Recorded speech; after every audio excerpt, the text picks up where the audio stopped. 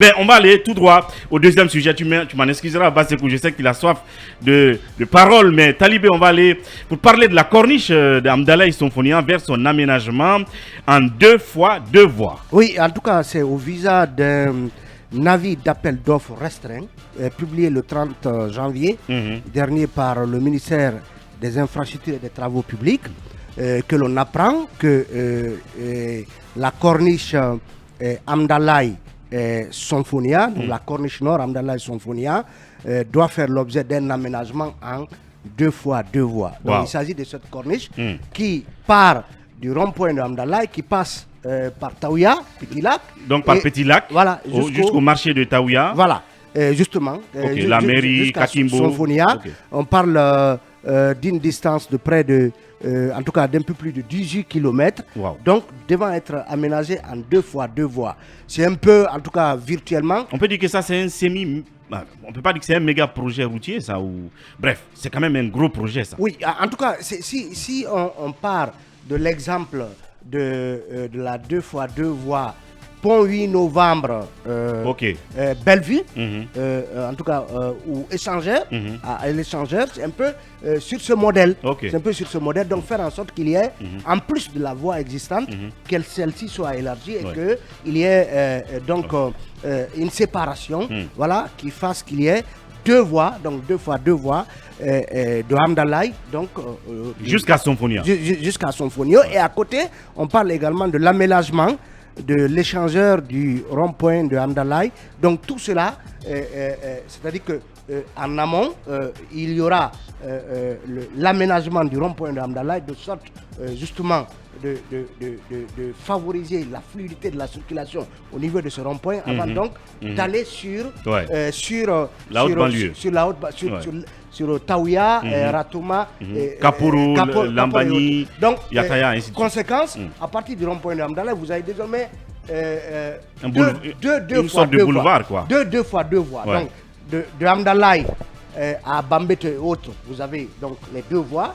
Et ainsi, de l'autre côté, à gauche. Côté aussi, sur la corniche nord, vous aurez les deux voies. On a vu donc que, selon l'avis d'appel d'offres, les travaux devront durer 36 mois. En tout cas, c'est ce que dit l'avis d'appel d'offres, parce que vous imaginez tout ce qu'il y a comme encombrement physique déjà, et tout ce qu'il y a à faire, parce que peut-être des carrefours vont être placés ici ou là, pour permettre aux usagers de manœuvrer, de pouvoir peut-être entrer plus facilement dans les quartiers, ou en tout cas prendre d'autres voies. Bien. Mais il faut aussi se demander quelle est la suite, par exemple, actuellement. Parce que quand on parle de la situation actuelle, vous savez qu'il y a eu des travaux qui ont commencé du rond-point de Hamdallah vers le carrefour Concasseur et du carrefour Concasseur vers donc la transversale de Bessia. Les travaux avaient commencé là, les travaux de réfection,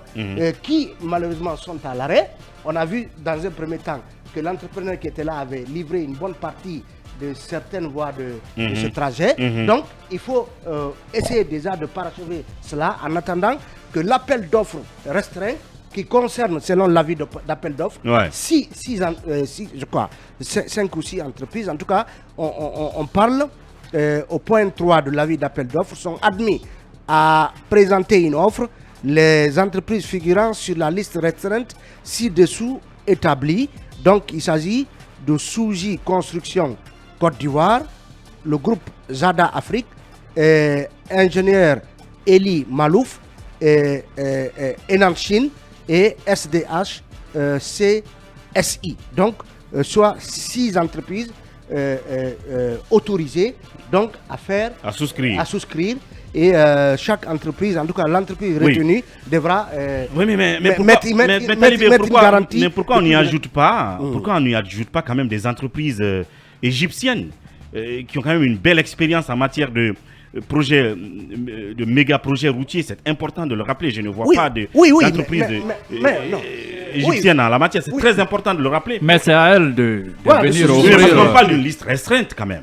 Russie restreinte, mais Voilà. Non, mais sûrement, Est-ce que c'est présélectionné? Je sais peut-être pas. que celles-ci sont spécialisées dans ce domaine, possiblement. Oui. Bon, peut-être que l'appel d'offres ne dit pas pourquoi c'est restreint. En tout cas, l'Égypte aujourd'hui en est un modèle. Ça, il ne faut pas se cacher, se voiler la face là-dessus. Je me demande Ouais, pourquoi même- on même ne Sodibek, prospecte pas je vais dire, ce couloir-là. Rapidement, Oui, là-dessus. oui. On a 30 secondes. Oui, rapidement, c'est Oui, C'est quand même une grande annonce, hein, Talib. Oui, c'est un- peut-être il y a un détail financier important. Oui. Il est dit par exemple que les offres sont couvertes d'une garantie de soumission d'un montant de 28 milliards 500 millions de francs guinéens. Cette garantie bancaire devra être validée 28 jours après la date de validité des offres. Ouais. Donc ça veut dire qu'il y a quand même des préalables à remplir pour prétendre être éligible à cette offre. Donc est-ce que parce que en Chine, c'est une des entreprises qui travaille déjà sur le terrain en Guinée. Je vais Bien. vous poser la même question pour qu'il n'y a pas Guicopress, il n'y a pas Béjec, il n'y a pas. Non, les Sogibek. Mais c'est peut-être que ça, c'est dans le cadre de la sous-traitance. C'est- Donc les multinationales vont remporter le marché et seront contraintes de sous-traiter avec Non, les mais entreprises je ne locales. crois pas. Je pense Le d'ailleurs projet- qu'aujourd'hui, des ce- entreprises comme Sodibek et autres ont acquis l'expertise de pouvoir réaliser Oui, mais de c'est... telles- non, de attention, telles- cabinet. Si, bien Non, sûr. dans hein. le cadre si vous voulez, De la du contenu joint local, venture. joint venture, contenu local ou tout le reste, c'est en ce moment qu'elles se joignent, je parle de ces entreprises, aux multinationales. Parce que voyez-vous, c'est distant, 18 km.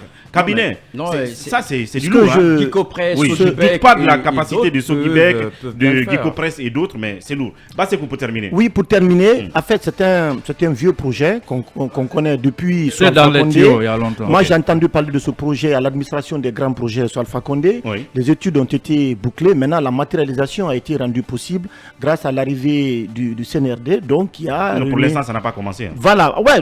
Mais puisque maintenant. quand même nous une partons annonce vers ça, importante. Voilà, c'est une annonce importante. C'est sous, le premier ministre des Travaux publics que j'ai entendu aborder Parler de sujet, ce- c'est Moustapha Naïté. Absolument. Il avait annoncé que Maintenant, ce projet il faut sera- insister sur la qualité du travail qui va être rendu parce que c'est important. Ouais, c'est très Si vous voyez la route Symphonia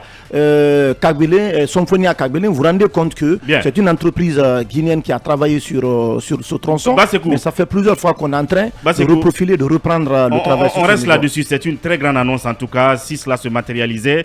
Et Gare Guilassi va aussi se prononcer là-dessus. Et puis de l'affaire Nanfo Diaby, nous en parlerons puisque la position de Charles Wright semble irriter les oulémas de Cancan. On se retrouve après la grande pause.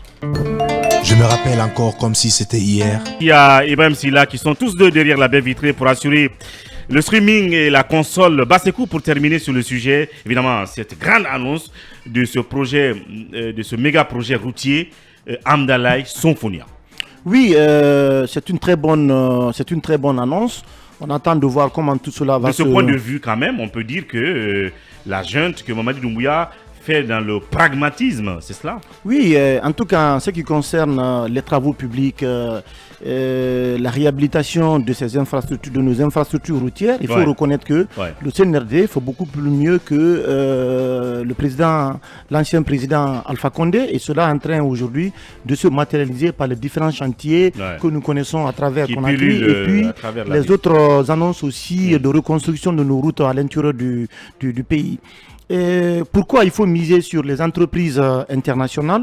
Parce que ce sont des entreprises qui ont quand même une certaine expertise pour la réalisation d'un projet aussi important Ouais. comme la route, donc la corniche Amdalaï Symphonia, je crois bien, qui fait 18 km avec la possibilité de réalisation, je crois bien, des ouverts de franchissement, des échangeurs certainement. Ouais. On ne doute pas de la capacité de nos entreprises locales. Oui. Je pense qu'elles auront la possibilité de travailler avec notamment ces entreprises donc, qui sont présélectionnées et qui ont une certaine expertise quand même dans le cadre Bien. de la réalisation des infrastructures routières. Bien. Et pour terminer, il faut éviter ce qu'on appelle les dessous de table. Bien. Parce qu'on sait avec les entreprises nationales, ce qui se passe souvent, c'est qu'il y a une certaine pression, notamment sur ces entreprises-là.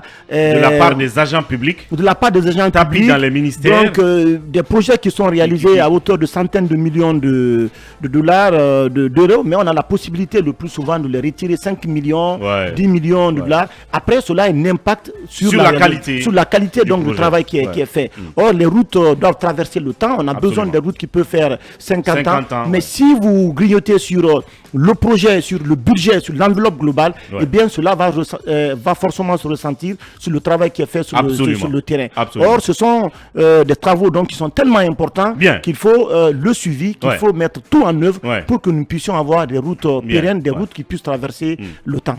Oui, Biara Guirassy, là-dessus, au-delà de toutes les critiques acerbes qu'on peut asséner à ce régime de Mamadi Doumbouya, on peut dire que sur les questions de travaux publics, Mamadi Doumbouya, c'est le pragmatique. Mais bien sûr, c'est le pragmatique. Les résultats sont visibles sur le terrain partout. Il y a des grands chantiers qui sont ouverts. Là, c'est vrai que c'est Mamadi Doumbouya qui est en train d'exécuter aujourd'hui les travaux, mais il faut quand même mettre cela à l'actif des deux régimes d'Alpha Condé. Ils ont déjà été planifiés. Tout à fait, parce que c'est des projets qui sont en train de couronner, puisque nous avons vu quand même dans les temps que la continuité du côté de l'État avait quand même des problèmes à se mettre en voie. Et avec l'OCNRD, on voit que la junte se met dans la position de continuer les actions de l'État. Ça, quand même, c'est quelque chose à saluer. Et ce projet vient s'ajouter à de nombreux autres qui sont déjà en cours dans tout le pays, il faut le dire. Mais en tout cas, le malheur des uns fait le bonheur des autres. Quand vous voyez la corniche, vous voyez quand même que la voie est trop restreinte. Il va falloir que des particuliers cèdent de petites portions de leur terre pour pouvoir non, favoriser. Évidemment, mais bien sûr, parce qu'il y aura des cases là. Il y aura toujours le volet indemnisation, dédommagement des riverains qui seront contraints de quitter ça. Les projets comportent toujours cette dimension-là. Oui, c'est un projet qui va quand même permettre de désengorger, mais encore une fois, ça va faire quand même des heureux et des malheureux, puisqu'il y aura quand même dans les rangs des citoyens qui seront quand même dédommagés. On le souhaite. La question reste à savoir, parce que c'est obligatoire, ce genre de projet comporte toujours le volet dédommagement. Oui, attendez, pour ceux qui pratiquent la route là, vous vous rendez compte qu'il y a des maisons, des gens sont venus construire sur la voie publique, mais ce n'est pas possible. Qui sont illégalement sur la voie publique. Parce que c'est une route aujourd'hui. Je ne parle pas d'eux. Oui, mais moi c'est de ça que je parle, parce qu'il y a des maisons qui sont complètement dans la route là-bas. Vous comprenez, ça fait que la route est tellement étroite, tellement exiguë qu'en cas d'accident aujourd'hui, par exemple à Kaporo, ça touche. Il n'y a que des boutiques. Non, ça touche complètement. Si vous prenez du Carrefour Amdalaï jusqu'à Sonfonia, il n'y a que des boutiques. Non, oui, mais justement, mais voilà, ils sont dans l'emprise. Donc on ne peut pas dédommager des gens qui sont venus construire je suis d'accord avec toi sur la voie publique. Maintenant, ça va faire des cases comme Biara Guirassy l'a dit, mais il faut soutenir le projet et ça va permettre à d'autres personnes justement de ne pas venir s'installer sur la voie comme on le fait. Des gens viennent qui prennent même pas de marge et ils viennent complètement s'installer sur la voie, et le plus souvent, quand il y a des travaux de rénovation de la route, eh bien ça a des conséquences. Donc les gens s'apprêtent déjà à libérer avant que le projet ne puisse démarrer concrètement. On termine là-dessus, cabinet. Le mérite du CNRD aura été de lancer un tel méga projet, même si forcément il ne se termine pas à sa présence, parce qu'il faut rappeler qu'ils ont 2 ans. 2 ans, c'est 2 ans. Oui, le CNRD déconstruit en fait cette considération qui consiste à dire qu'un régime militaire n'est pas un régime de développement. Oui, bien sûr. Et là-dessus, j'écoutais hier, le lundi plutôt, le mais ça peut être un régime qui pose les jalons, par exemple. Non, mais le doyen rappelait le lundi que il y a des grands chefs d'État ou des grands dirigeants ont été les plus pragmatiques. On peut citer De Gaulle et tant d'autres. Donc le CNRD, en procédant ainsi, déconstruit complètement cet argument-là. Il y a du pragmatisme, quoique les projets qui sont en train de mettre en œuvre ont été ficelés pour la plupart sous le régime d'Alpha Condé. On sait par exemple que l'accord cadre des 20 milliards du Chinois permettent donc de ficeler des projets et de les mettre en œuvre. Mais c'est à l'effet de la continuité de l'État, de l'administration, c'est à l'actif. Il faut mettre ça au compte du pragmatisme aussi, cabinet, c'est très important. Oui, je pense que les régimes militaires ont souvent la chance de ne pas être pris par l'étau, dans l'étau plutôt des théories partisanes. Et donc, ils sont pas assez forts de ces considérations-là. Donc, ça les permet d'aller vite Et là-dessus, quand on prend par exemple ces projets-là, Bien. on ne peut pas les mettre en œuvre si on ne casse pas. Et les militaires, pour le moment, ils ne badinent pas avec